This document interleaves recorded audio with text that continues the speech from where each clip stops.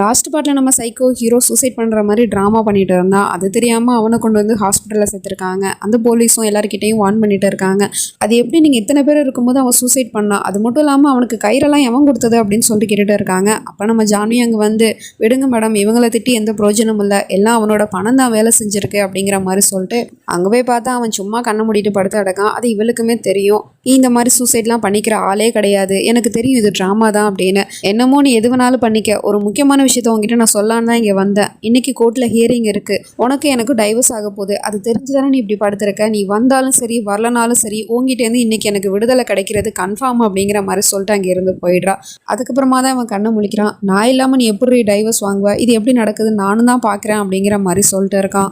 இப்போ மொத்த ஃபேமிலியும் கோர்ட்டுக்கு வந்துட்டாங்க. நம்ம ஹீரோயின் சார்பாக வந்து ஒரு வக்கீல் வாதாடுறாரு இல்லையா, ஸோ அவர் சொல்கிறாரு, இந்த மாதிரி என்னோட கிளைண்ட் ஜான்வியை வந்து விராஜ் டோப்ரால் வந்து ஹரஸ் பண்ணியிருக்காரு, டொமஸ்டிக் வயலன்ஸை யூஸ் பண்ணியிருக்காரு, அதனால அவர் கூட வாழ விருப்பம் இல்லைன்னு சொல்கிறாங்க. அவனுக்கு டைவர்ஸ் கொடுத்துருங்க அப்படின்னு சொன்னால் இன்னொரு வக்கீல் விராஜ் டோப்ராலுக்காக வந்து வாதாடிட்டு இருக்காரு. அது எப்படி, குற்றவாளின்னு நீங்கள் யாரை சொல்லிட்டு இருக்கீங்களோ அவனே இங்கே இல்லையே, அவன் வந்து ஹாஸ்பிட்டலில் சூசைட் அட்டன் பண்ணி ரொம்ப கிரிட்டிக்கலான நிலைமையில இருக்கான், ஸோ இப்போ எப்படி டைவர்ஸ் கொடுக்க முடியும் அப்படிங்கிற மாதிரி கேட்டு இருக்காரு. அதுக்கு ஜட்ஜுமே ஆமாம் கரெக்டு தான், ரெண்டு தரப்பில் இருக்கிறவங்களையும் விசாரிக்கணும், இப்போ ஒரு ஆள் வரல அப்படிங்கும் போது எப்படி டைவர்ஸ் கொடுக்க முடியும், அது மட்டும் இல்லாமல் இப்போ அவரோட நிலைமை ரொம்ப மோசமாக இருக்கிறதுனால கொஞ்ச நாள் நான் வந்து இந்த வழக்கை தள்ளி வைக்கிறேன் அப்படிங்கிற மாதிரி சொல்லிடுறாரு. இதை கேட்டதுமே நம்ம ஜான்விக்கு செம்ம கடுப்பாயிடுது. அது எப்படி நீங்கள் இப்படிலாம் சொல்லலாம், எனக்கு இன்னைக்கே டைவர்ஸ் வேணும் அப்படின்னு சொல்லிட்டு பிடிவாதமாக நின்றுட்டு இருக்கா, ஆனால் ரூல்ஸ் என்னமோ இதுதாமா அப்படிங்கிற மாதிரி சொல்லிடுறாரு. ஒரு நிமிஷம் இதை பாருங்க அப்படின்னு சொல்லிட்டு அவன் வந்து டொமஸ்டிக் வயலன்ஸை யூஸ் பண்ணான் இல்லையா, அந்த சிசிடிவி ஃபுட்டேஜ் வீடியோ வந்து இங்கே ப்ளே பண்ணி விட்டுறா.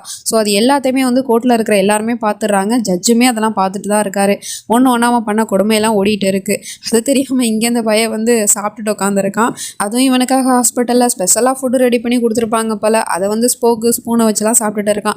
இதுதான் ஹைஜீனிக்கான ஃபுட்டு, அவனுங்க கொடுத்தானுங்களே அதெல்லாம் சாப்பாடா அப்படிங்கிற மாதிரி சொல்லிட்டு அதை ருசிச்சு சாப்பிட்டுக்கிட்டு இருக்கான். இங்கே வீடியோ ஆதாரம் மட்டும் இல்லை, அவன் இது வரைக்கும் பண்ணான் இல்லையா, அதாவது அந்த சுந்தர் கேஸில் ஈடுபட்டது, அப்புறம் அந்த கிட்னாப்பி கேஸு, அது எல்லாத்துக்குமே ஆதாரத்தை கொண்டு வந்து கொடுத்துட்ருக்காங்க. அது மட்டும் இல்லாமல் இப்போ அவன் சூசைட் பண்ணிக்கிட்டான் அப்படின்னு ஹாஸ்பிட்டலில் படுத்திருக்கான்ல, அதுவுமே போய் இதுதான் வந்து உண்மையான மெடிக்கல் ரிப்போர்ட்டு அப்படின்னு சொல்லிட்டு ரிப்போர்ட் வரைக்கும் எல்லாம் ரெடி பண்ணி கொண்டு வந்து கொடுத்துட்டு இருக்காங்க. ஸோ இதெல்லாம் பார்த்துட்டு ஜட்ஜுமே ஆதாரம் எல்லாமே வந்து ஸ்ட்ராங்காக இருக்குது அப்படின்னு சொல்லிட்டு நம்ம ஜான்விக்கு வந்து டைவர்ஸ் கொடுத்துட்றாரு. இதை கேட்டதுமே நம்ம ஹீரோயின் அப்படியே ஆனந்த கண்ணீரில் அப்படியே உறைஞ்சு போய் உட்காந்துருக்கா. அம்மா வந்து நீ ஜெயிச்சிட்டம்மா அப்படின்னு சொல்லிட்டு இருக்காங்க. நம்ம ஹீரோயினையுமே ஹீரோக்கு தான் வந்து தேங்க்யூ சொல்கிறா. அவனுமே வந்து ஃப்ரெண்ட்ஸுக்குள்ளே தேங்க்ஸ் சொல்லுவாங்களா என்ன அப்படிங்கிற மாதிரி சிரிச்சிட்டே இருக்கான். எனக்கு தெரிஞ்சு நான் பார்த்த எந்த ஒரு ட்ராமாலையுமே வந்து இவ்வளோ சீக்கிரம் கேஸ் முடிஞ்சு நான் பார்த்ததே கிடையாது. அன்னைக்கே கோர்ட்டில் ஹியரிங்கை வச்சு அன்னைக்கே விடுதலை கிடைச்சிருச்சா, இதுதான் நான் பார்த்த ஃபர்ஸ்ட் ட்ராமா. இப்போ கூட ஹிந்தி ட்ராமா ஒன்று ஓடிட்டு இருக்கு, அதில் கோர்ட்லேயே கிட்டத்தட்ட 15 நாள் வரைக்குமே கேஸை இழுத்துட்டு போயிட்டு இருக்கானுங்க. நானுமே ஆரம்பத்தில் ரொம்ப இன்ட்ரெஸ்டிங்காக தான் அந்த ட்ராமாவை பார்த்துட்டு இருந்தேன். வர இப்போ எனக்கே ரொம்ப கிரிஞ்சாக தெரியுது அதை பார்க்கும்போது. நான் எந்த ட்ராமாவை பற்றி சொல்கிறேன் அப்படின்னு உங்களுக்கு தெரிஞ்சிச்சு அப்படின்னா மறக்காமல் கமெண்ட் பண்ணுங்கள், பார்ப்போம் எத்தனை பேர் கரெக்டாக கெஸ் பண்ணுறீங்க அப்படின்னு. இப்போ ஒரு வேளை நம்ம ஹீரோயினுக்கு விடுதலை கிடச்சிடுச்சு அந்த சைக்கோ பையகிட்டேருந்து. அது தெரியாமல் இவன் இங்கே பாட்டு கேட்டுட்டு படுத்துருக்கான். அப்போ அந்த போலீஸ்காரனும் வந்து இந்தாப்பா உனக்கு ஃபோன் வந்திருக்கு அப்படின்னு சொல்லிட்டு கொடுத்ததும் அந்த ஃபோனில் வந்து வக்கீல் தான் பேசுகிறாரு போல். நான் எவ்வளவோ முயற்சி பண்ணேன், ஆனால் ஆதாரம் எல்லாமே ஸ்ட்ராங்காக இருந்ததுனால உனக்கும் பொண்டாட்டிக்கும் டைவர்ஸ் ஆகிடுச்சு அப்படின்னு சொல்லிடுறாரு. இதை கேட்டதுமே அவனுக்கு செமையாக வந்துடுது. இது டைவர்ஸ் ஆகிடுச்சு, அது எப்படி நடக்கும் அப்படிங்கிற மாதிரி சொல்லிட்டு ஃபோனதுக்கு போட்டு, சாதாரண ஒரு பேப்பரில் சைனை போடுறதுனால எனக்கும் அவளுக்கு இருக்கிற உறவு முடிஞ்சிருமா, அது எப்படி முடியும், இந்த விராஜ் டோப்ரால் உயிரோடு இருக்கிற வரைக்கும் எனக்கும் அவளுக்கு இருக்கிற உறவு என்னைக்கும் முடியாது அப்படிங்கிற மாதிரி சொல்லிட்டு இருக்கான்.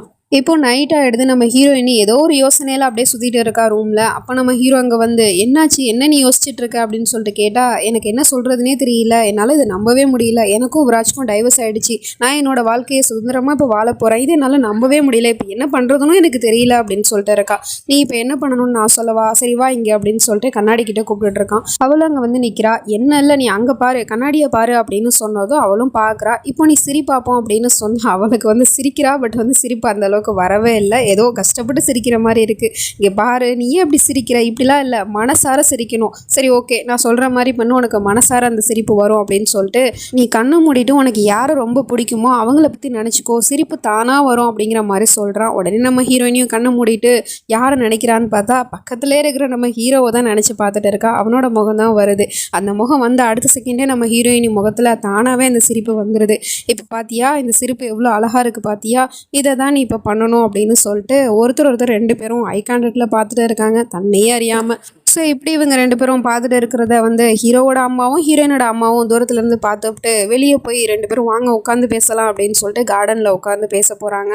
வாங்க அன்னிக்காரியும் வந்து நான் வந்து டீ போட்டு உங்க 2 பேருக்கு எடுத்துகிட்டு வரேன் அப்படின்னு சொல்லிட்டு அண்ணியும் தங்கச்சி அங்கேருந்து கிளம்பி போயிடுறாங்க. ஆனால் தூரத்துலேருந்து இவங்க என்ன பேசுகிறாங்க அப்படின்னு சொல்லிட்டு பார்த்துட்டு தான் இருக்காங்க. அதில் வந்து நம்ம ராகுவோட அம்மா வந்து ஜான்வியோட அம்மா கிட்ட என்ன சொல்கிறாங்கன்னா, நீங்கள் பாருங்க உமா, உங்ககிட்ட இதை எப்படி சொல்கிறதுன்னு தெரியல. என்னோட பையனுக்கு வந்து உங்கள் பொண்ணை ரொம்ப பிடிச்சிருக்கு. அவன் வந்து ரொம்ப காதலிக்கிறான் உங்கள் பொண்ணை. அதனால உங்கள் பொண்ணு எங்கள் வீட்டுக்கு மருமகளாக வரணும்னு நான் நினைக்கிறேன். இதை பற்றி நீங்கள் என்ன நினைக்கிறீங்க அப்படின்னு சொல்லிட்டு கேட்டால் அவங்களுமே எனக்கும் அப்படி தான் தோணுது. ஜான்விக்குமே வந்து ராகுவை பிடிச்சிருக்குன்னு தான் தோணுது. ஆனால் அவளுக்கே அது தெரியலை அப்படின்னு சொல்லிட்டு இருக்காங்க.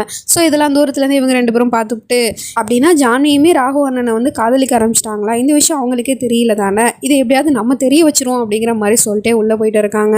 அதே சமயம் இந்த பக்கம் இந்த சைக்கோ பையா ஹாஸ்பிட்டலில் உட்காந்துக்கிட்டு மேப்பு போட்டுக்கிட்டு இருக்கான். இங்கேருந்து எப்படி தப்பிக்கிறது அப்படின்னு சொல்லிட்டு ஒரு வழியாக மேப்பும் போட்டு முடிச்சுட்டு உன்னை தேடி நான் சீக்கிரமாக வந்துடுவேன் Janhvi, I am coming for you அப்படிங்கிற மாதிரி சொல்லிட்டு இருக்கான். இந்த பக்கம் இவங்க 2 பேரும் பேசிட்டு தான் இருக்காங்க இன்னுமே ரூமில் இருந்துட்டு. அப்போ நம்ம ஜான்வியுமே வந்து அடுத்த வாழ்க்கையில் என்ன பண்ணுறது அப்படிங்கிற மாதிரி கேட்குறா. அதுக்கு நம்ம ஹீரோமே ஒரு ஐடியா கொடுக்குறான். நீ பேசாமல் வந்து ஒரு டீச்சர் ஆகிடா அப்படிங்கிற மாதிரி. டீச்சர்லாம் ஆகணும் அப்படின்னா முன்ன அனுபவம் வேணும், அது மட்டும் இல்லாமல் என்கிட்ட டிகிரிலாம் இல்லை அப்படிங்கிற மாதிரி சொல்லிட்டு இருக்கா. அதெல்லாம் ஒரு பிரச்சனை இல்லை, அம்மா கிட்ட சொல்லி நான் பார்த்துக்கிறேன் அப்படிங்கிற மாதிரி சொல்லிட்டு இருக்கான். அப்போ அந்த குட்டி பையெல்லாம் அங்கே வரான். என்னாச்சுப்பா நீ இன்னும் தூங்கலையான்னு கேட்டால் நான் அவங்க 2 பேர்கிட்டே வந்து குட் நைட் கிஸ் வாங்கிட்டு போகலான்னு தான் வந்தேன் அப்படின்னு சொல்லிட்டு இருக்கான்.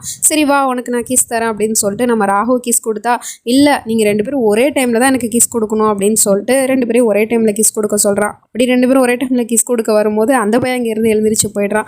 ஸோ இந்த பையலுமே வந்து ராகோசியாவையும் வந்து ஒன்று சேர்க்கறதுக்கு தான் பார்த்துட்டு இருக்கான் போல். அதுக்கப்புறம் 2 பேரும் ஒன்றா பார்த்துட்டு சரி குட் நைட் நான் போகிறேன் அப்படின்னு சொல்லிட்டு அவன் அந்த ரூமை விட்டு போகிறா. அதுக்கப்புறமா தான் யோசனை வருது, இது நம்ம ரூமாச்சே அப்படின்னு. அதாவது ராகவ் இது என்னோட ரூமு அப்படின்னு சொன்னதும் ஓ சாரி நான் தானே இங்கேருந்து போகணும், சரி குட் நைட் அப்படின்னு சொல்லிட்டு நம்ம ஹீரோ இங்கேருந்து போயிடுறான். இந்த பக்கம் அந்த போலீஸ்காரமாவும் வந்து அந்த விராஜ் பையன் என்ன பண்ணுறான்னு பார்க்கறதுக்கு வந்திருக்காங்க. அங்கே வந்து பார்த்தா அவன் தூங்குற மாதிரி ஆக்டிங்கை போட்டுட்டு தான் இருக்கான். அவங்க வெளியே போனதுக்கப்புறம் அவன் கண்ணை முழிச்சு பார்த்துட்டு இருக்கான். வெளியே வந்து அங்கே இருக்கிற எல்லா போலீஸ்காரவங்க கிட்டேயும் நான் இப்போ இங்கேருந்து வீட்டுக்கு போக போகிறேன், அவனை வந்து நீங்கள் தான் ஜாக்கிரதையாக பார்த்துக்கணும், அவன் மட்டும் தப்பிச்சான் அவ்வளோதான் உங்களுக்கு அப்படிங்கிற மாதிரி சொல்லிட்டு மாட்டிட்டு அங்கேருந்து போயிடுறாங்க. அதுக்கப்புறமா அந்த பயலும் எழுந்திரிச்சு உட்காந்துக்கிட்டு இங்கேருந்து தப்பிக்கிறதுக்கு இதுதான் சரியான நேரம் அப்படிங்கிற மாதிரி சொல்லிட்டு இருக்கான். இப்போ மார்னிங் ஆகிடுது. காலங்காத்திலே அம்மா கிட்ட நம்ம ஹீரோயினி பேசிட்டு இருக்கும் போது அப்போ அங்கே தங்கச்சிக்காரி ஓடி வந்து விராஜ் ஹாஸ்பிட்டல்லேருந்து நேற்று நைட்டு தப்பிச்சிட்டானா, இந்த விஷயம் ராகவ் அண்ணனுக்கு தெரிஞ்ச உடனே அவனை பார்க்கறதுக்காக போயிருக்காரு அப்படின்னு சொன்னதும் எதுக்கு இந்த ராகு தேவையில்லாதவெல்லாம் பண்ணுறாரு அப்படின்னு சொல்லிட்டு கீழே ஓடி வந்துட்டு இருக்கா. அப்போ அன்னிக்காரிக்கும் ஃபோன் வருது. அந்த சுந்தர் தான் கால் பண்ணி சொல்கிறான் இதை மாதிரி இந்த இடத்துல வந்து ராகு வந்திருக்காரு அப்படிங்கிற மாதிரி சொல்லிட்டு. உடனே இந்த விஷயத்த ஹீரோயின் கிட்ட சொன்னதும் நான் போய் பார்க்குறேன் அப்படின்னு சொல்லிட்டு ஹீரோயினி கிளம்புனா தங்கச்சிக்காரி நானும் கூட வரேன் அப்படின்னு சொல்லிட்டு 2 பேரும் காரில் போயிட்டு இருக்காங்க. ஒரு பார்க்குக்கு தான் வந்திருக்காங்க. அங்கே தான் நம்ம ஹீரோ இருக்கான் அப்படின்னு சொல்லிட்டு ஃபோனை கார்லேயே விட்டுட்டு இவ பாட்டுக்கே ஓடி வந்துட்டு இருக்கா. அங்கே இருக்கிற எல்லாருக்கிட்டையுமே கேட்டுட்டு இருக்கா, இந்த மாதிரி கட்டம் போட்டு சட்டை போட்டு யாராவது ஒரு ஆள் நீங்கள் பார்த்தீங்களான்னு கேட்டால் யாருமே பார்க்கல அப்படின்னு சொல்லிட்டு இருக்காங்க. இப்போ தூரத்தில் கட்டம் போட்டு சட்டை போட்டுட்டு நம்ம ராகு மாதிரியே ஒரு ஆள் விளாண்டுட்டு இருக்கிறது தெரியுது. உடனே இவ ராகு தானோ அப்படின்னு சொல்லிட்டு அங்கே போய் ஓடி போய் பார்க்குறா. அது வேற யாரோ ஒரு ஆள். அதுக்கப்புறம் இந்த பக்கம் திரும்பி பார்த்தா அங்கே ராகு நின்றுட்டு இருக்கான். ராகு அப்படின்னு சொல்லிட்டு கூப்பிடுறா. டக்குன்னு அவனும் திரும்பி பார்க்குறான். அந்த கேப்பில் அந்த சைக்கோ பையன் அங்கே வந்து நம்ம ஹீரோ வந்து கத்தியால குத்திடுறான். உடனே இவ ராகு அப்படின்னு சொல்லிட்டு கத்திக்கிட்டு இருக்கா. இதுக்கப்புறம் என்ன நடக்க போகுது அப்படிங்கிறதெல்லாம் நம்ம நெக்ஸ்ட் பார்ட்டில் பார்த்து தெரிஞ்சுப்போம். அது வரைக்கும் பை ஃப்ரெண்ட்ஸ்.